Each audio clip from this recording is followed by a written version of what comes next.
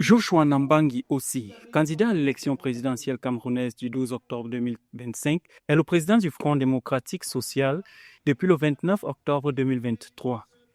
Il a succédé à John Frundi, fondateur du parti d'opposition, décédé le 12 juin 2023. Originaire de Koumba, dans la région du sud-ouest du Cameroun, Joshua aussi est député à l'Assemblée nationale camerounaise depuis 2013. Sur son programme politique repose le fédéralisme, qu'il présente comme la pierre angulaire de la réconciliation nationale et du développement.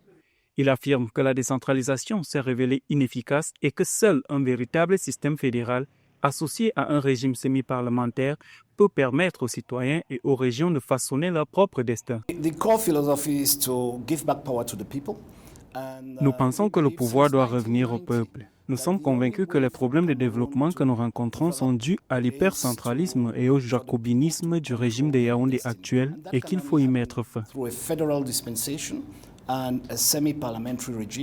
Âgé de 57 ans, Joshua aussi a fait de l'éducation un élément central de son programme politique. Il critique le délabrement du système scolaire public camerounais, affirmant qu'il a contraint les familles à recourir à des établissements privés coûteux. Son ambition est de renforcer l'éducation publique et d'investir massivement dans la formation professionnelle et technique. Joshua aussi estime qu'un virage décisif vers les matières scientifiques et techniques est essentiel pour créer des emplois et stopper l'exode des jeunes talents. L'éducation est déjà gratuite au Cameroun. Le problème, c'est que cette mesure n'est pas appliquée. Le problème, c'est que nous avons des gens qui ne sont pas sérieux et qui essaient de contourner les lois pour faire payer les élèves et leurs parents, alors que les lois disent clairement que tout cela doit être gratuit. Ce que je dis, c'est que cela doit effectivement être gratuit.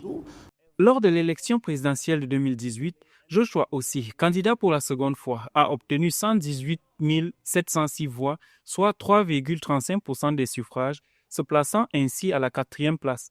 Alors qu'il participe pour la deuxième fois à l'élection présidentielle, le président du SDF se présente comme un réformateur, proposant aux Camerounais une gouvernance fondée sur la justice, la dignité et l'égalité des chances pour tous.